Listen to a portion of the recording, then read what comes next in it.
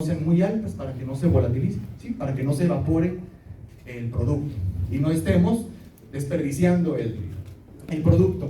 Importante, conocer el balance hídrico. Lo que llueve, menos lo que se evapora, menos lo que se transpira, menos lo que escurre. ¿Y eso qué te va a dar? La cantidad de agua disponible que va a estar en los primeros centímetros del suelo. Lo que llueve entra, a lo mejor lo que riega, si alguien riega, pues también entra positivo, menos lo que se evapora, menos lo que se transpira por la planta, menos lo que escurre, la escorrentía. Y, importante, esto va más enfocado hacia la investigación, a lo mejor no tanto para los productores que lo que quieren es mucho peso y con mucho azúcar, ¿sí? Pero esto es un poquito más hacia la investigación que tarde o temprano repercute en la producción, y es relacionar la fenología con las variables ambientales.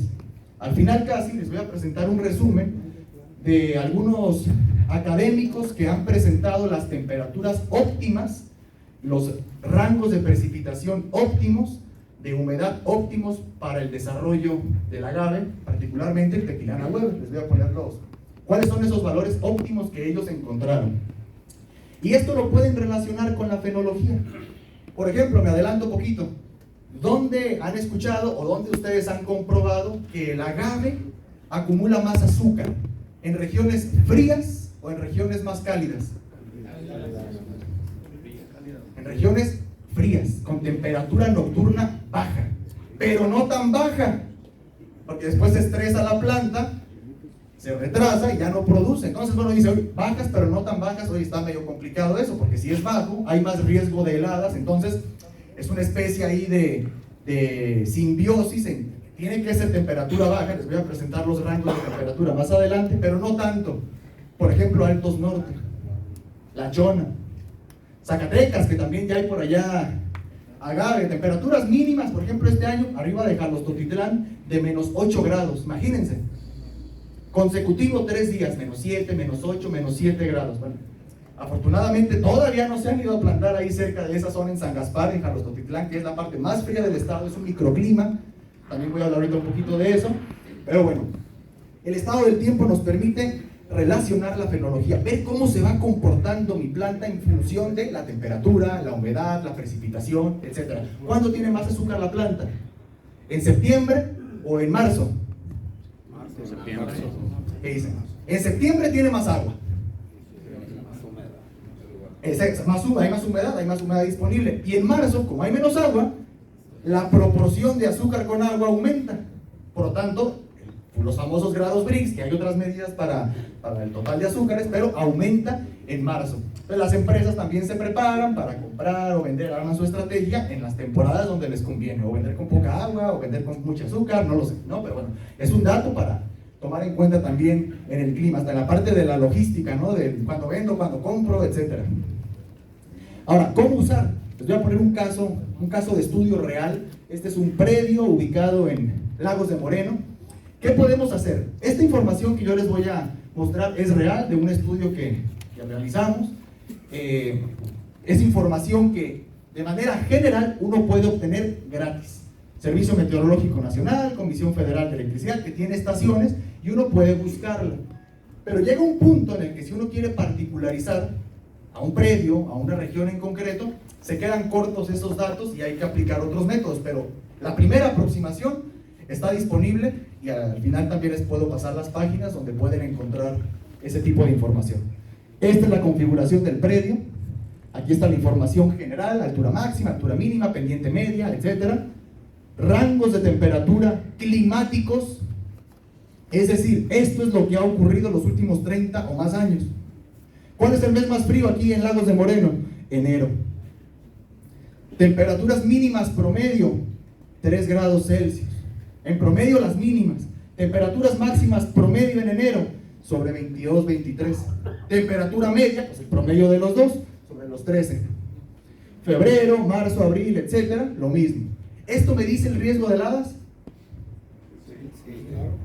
En una primera aproximación, claro, entre más cerca de 0 grados o más abajo de 0 se encuentre, el riesgo aumenta. Pero ¿qué necesito saber también? La humedad, el viento es importante. Noches con viento, no hay heladas.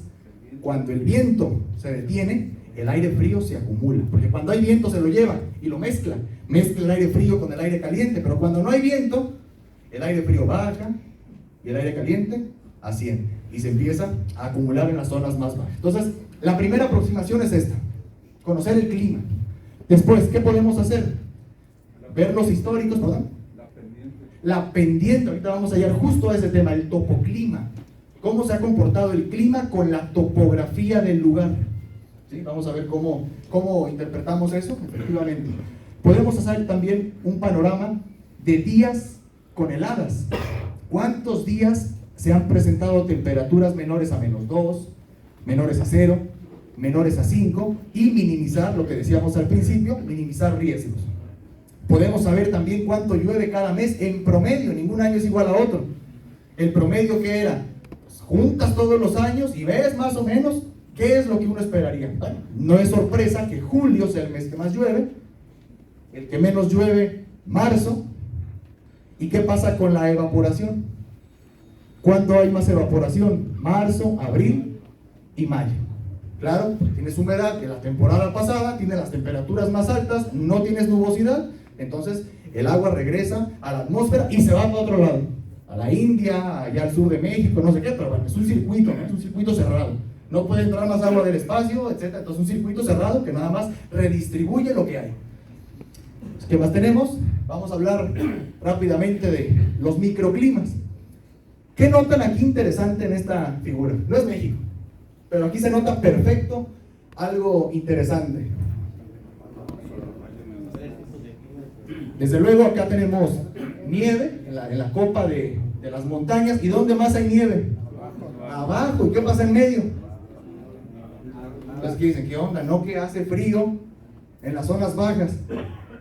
Y luego dicen, no, pero también en las zonas altas hace frío. Súbanse, váyanse al Josefino o arriba al cerro de San Ignacio, los que les guste en la mañana irse a caminar, se van a dar cuenta que arriba hace mucho más frío que abajo.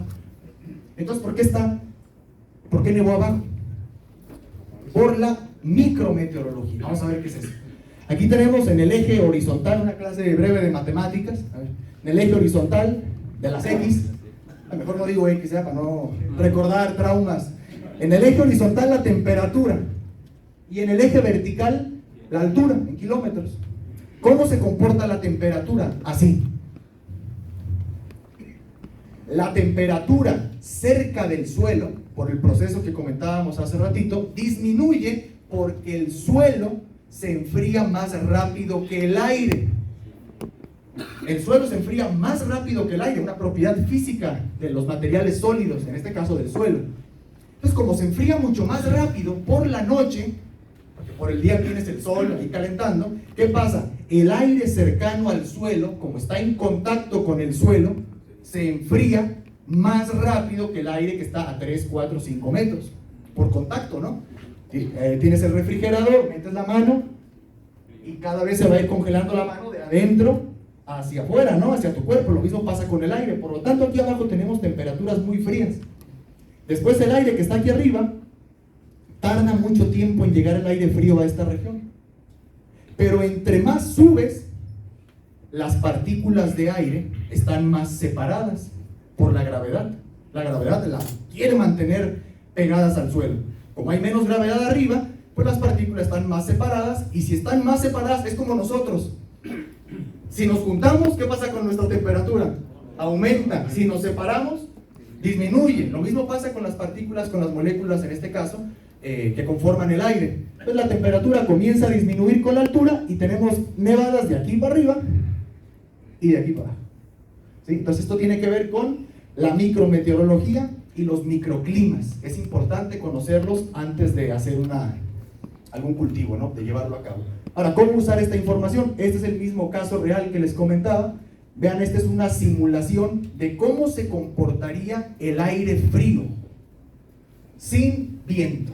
El viento siempre viene aquí a estropear todo porque te cambia el curso del aire frío, pero si no hay viento, noches despejadas de invierno, ¿qué ocurre? El aire frío desciende y se acumula en las partes bajas y el aire más cálido se queda en las partes altas. ¿Qué tan altas? Bueno, eso ya depende de la pendiente que tenga el predio. Entonces, en este predio, vean que tenemos temperaturas por debajo de 0 grados, más o menos por debajo de la curva de nivel de 2020 metros. Climáticamente. O sea, lo que ocurrió los últimos 30 años. ¿Eso va a pasar siempre? No. ¿Va a seguir pasando? Es lo más probable, porque es lo que ya pasó, pero no es la verdad absoluta. Para saber y medir con certeza, ¿qué necesitamos? O tener a una persona ahí, a un velador, uno aquí, otro acá y otro acá, con un termómetro en la mano, así a nivel de cultivo toda la noche. Ah, mira, sí es cierto. O una estación meteorológica con diversos sensores de temperatura para ver cómo se comporta. Es lo único para poderlo medir realmente y que no nos cuenten, oye, que se hace frío, a veces por vender el predio, aquí nunca hela. Está buenísimo, aquí es que tenemos un no sé qué, que no sé qué, y aquí nunca hela, ¿no? Con tal de venderlo, ¿no? Pero si uno les carga un poquito, las personas somos de memoria corta y por lo general nos acordamos de lo que nos conviene, ¿no? Entonces, lo que les comentaba también el compañero anterior, siempre hay que cuestionar. Esto no es la verdad absoluta, hay que cuestionar, pero con datos, ¿no? Dice un cuate ahí, con los pelos de la burra en la mano. No, con toda la burra, ¿sí? Tratar de que sea lo más confiable la información. Bueno, aquí, haciendo el análisis de riesgo, procesando 30 años diarios de datos, podemos saber estadísticamente en dónde se acumula el aire frío. Pero insisto, no quiero que digan, oye, un cuate ahí nos ofreció. Esto es estadística del pasado. ¿Puede cambiar? Sí, pero es lo más cercano que tenemos a saber lo que ha sucedido. Y bueno, a esta creo que les puede interesar bastante. Lo quise poner en este formato para que si le hacen alguna foto, pues sea muy clara la información. ¿Cuáles son los requerimientos meteorológicos particulares para el agave Tequilana Weber recopilado de estos autores? Ruiz Corral, Nobel, Pimienta Barrios y Medina y colaboradores han encontrado, es un estudio de hace 20 años, por lo tanto, si le metemos que el agave, lo que decía también el doctor, va reduciendo su posibilidad de adaptarse, etcétera, por la parte genética, pues seguramente que estos valores han cambiado. Es lo más reciente que hay, habría que hacer un nuevo estudio para ver si han cambiado estos umbrales. Por ejemplo, el intercambio de CO2 se favorece ¿con qué temperaturas? En un rango diurno entre 20 y 26 grados Celsius. Gracias. Y en un rango nocturno entre 10 y 16 grados Celsius. Puede ser de 18, puede ser 9, bueno, es un rango estimado, es un estudio que realizaron los compañeros, lo comprobaron en diversos predios en Amatitán, en Arandas, en el año 2002. Entonces, bueno, no es la verdad absoluta, pero es lo que tenemos, es la información que tenemos y con la que seguimos haciendo un poquito de ciencia. Ahora, más o menos a qué altitudes ocurre esto. En el estado de Jalisco, más o menos ocurre entre los 1600 y 2200 metros sobre el nivel del mar. Más o menos en ese rango tenemos esos valores de temperatura. Los Altos de Jalisco es la región de Jalisco en el que el mayor porcentaje del territorio está en este valor de altitud. Por eso es una región donde los rendimientos son superiores a zonas más extremas climáticamente hablando. Guanajuato, Altos Norte, Michoacán, Nayarit, Centro Valles, que son temperaturas fuera de este rango con más distribución. Ahora, también los autores señalan que para que sea un lugar óptimo para el agave, la probabilidad de heladas tiene que ser menor al 10%. ¿Qué significa? Que de 10 años, 1 L. ¿Qué pasa en los Altos de Jalisco? Afortunadamente tenemos ya algunos años en donde las heladas no han sido tan severas. Recordamos el 97 y como que se eriza la piel. Recordamos el 88, me parece también, y medio se eriza la piel porque lamentablemente se me pasó poner esa gráfica.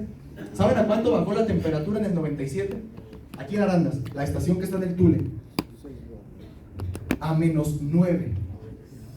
Estación del Tule, podría estar dañado el sensor, lo que sea así, pero es lo que hay, -9 grados centígrados. en un periodo de 2 horas. 2 horas con menos 9 grados centígrados, una temperatura bastante baja. ¿Puede volver a ocurrir? Si ya ocurrió una vez, puede volver a ocurrir. ¿Cuándo? ¿Quién sabe? ¿El cambio climático? ¿Quién sabe? ¿Puede volver a ocurrir? Sí. ¿Con cuánto tiempo se puede pronosticar? Con 3-4 días de anticipación, no más. No más. Pronóstico del tiempo, no del clima. 3, 4, 5 días de anticipación.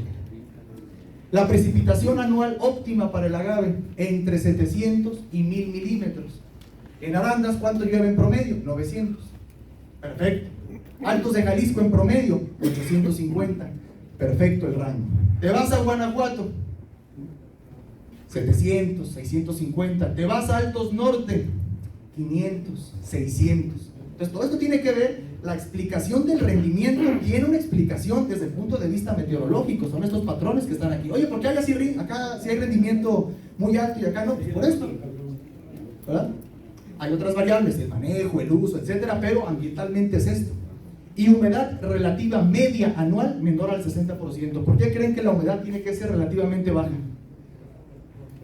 La proliferación de hongos. Lugares donde hay mucha humedad, pues tienes ahí los ingredientes para que pueda haber proliferación de hongos y por lo tanto merme el desarrollo. Y digo desarrollo, pero implícitamente está crecimiento, ¿no? Vale. Y bueno, en exclusiva, y a todo color ahora sí, un mapa del 2002, es lo que hay. Las regiones óptimas, subóptimas y marginales para el cultivo del agave. Es un artículo público, está en internet, las referencias están en la presentación, se las puedo enviar. Regiones con un verde más intenso, regiones óptimas. Altos de Jalisco, vean aquí Jesús María, Arandas, vean el mapa, no incorporaba todavía a San Ignacio, todavía lo hacía como parte de Arandas. Tepatitlán, parte de Acatic, vean aquí un hueco gigante. También parte de Centro Valles, parte del norte, sobre todo más al este, cerca de Mazamitla, desde luego, temperaturas también un rango más bajo, y zonas blancas donde los factores ambientales son marginales para que se pueda desarrollar. Por ahí me decían algunos agrónomos, matar a la planta del agave es dificilísimo. Sí, pero uno no la quiere medio moribunda, no se ha muerto, no, uno quiere que esté trabajando y que esté produciendo. ¿En qué regiones? En esas que están aquí. Aproximadamente, ¿no? O sea, sabemos que esto es limitado, aquí no se está incorporando el relieve. Adentro, si metemos zoom, por ejemplo, aquí en Arandas, y le metemos zoom, si le metemos zoom se van a dar cuenta que las pendientes juegan un papel muy importante. ¿Por qué no plantan en Capilla de Guadalupe? Porque está plano. Ahí la gente, hombre, se puede encharcar, puede haber marchitez, además que la temperatura baja disminuye mucho ahí porque el aire frío no tiene para dónde irse. Entonces uno siempre que busca las laderas, zonas donde el aire se puede drenar a la parte más baja. Y bueno, la única forma de tener certidumbre es con estaciones que den información agrometeorológica. En la región actualmente contamos con una red pobre, pero contamos con una red de estaciones meteorológicas. Un compañero mío y su servidor tenemos 9 estaciones con datos abiertos, para que me digan, oye, ¿cómo podemos? Los datos son abiertos. Las tenemos, las podemos poner privadas, pero es información que a todo el mundo nos sirve. ¿Para qué las quiero tener privadas y que nada más las tenga yo? Entre más haya, más nos va a servir a todos. Ustedes pueden entrar a esta plataforma y ver los datos en tiempo real de temperatura, precipitación, humedad, punto de rocío, lo que se les ocurre. Faltan más, un montón. Específicamente en dónde? Altos Norte, Ciénega, Michoacán, Guanajuato. Entonces es importante. ¿Qué podemos medir con las estaciones? De entrada estos parámetros: temperatura máxima, mínima diaria, punto de rocío, sensación térmica, humedad relativa, viento, precipitación acumulada, intensidad y tipo de precipitación, granizo por ejemplo, velocidad, dirección del viento, radiación solar, por lo tanto horas frío, horas calor, depende del cultivo. No es lo mismo una hora frío para el agave que para el aguacate. Eso ya depende de los requisitos de cada cultivo.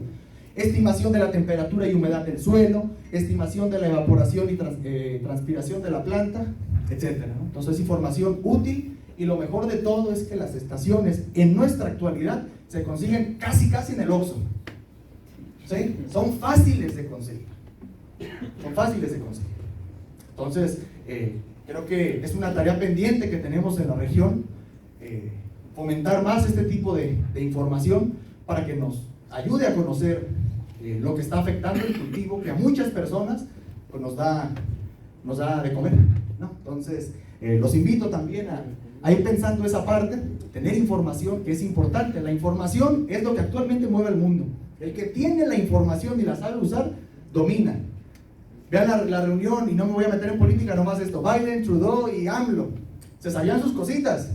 Todo el mundo pensaba que iban a hablar que de Perú y de que AMLO con la energía no renovable, y todo el mundo calladito ahí porque tenían información, ninguno venía con las manos limpias, ¿no? Entonces mejor no tocaron nada, todo puro abrazo y que al elevador y no sé qué, ¿no? Entonces la información es lo que está moviendo al mundo.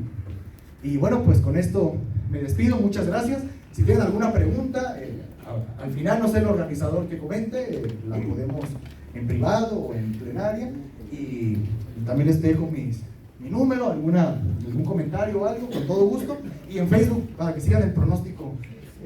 Yo no soy Susi, Televisa, y es información más general, pero bueno, que es la primera aproximación para tomar decisiones. Muchas gracias.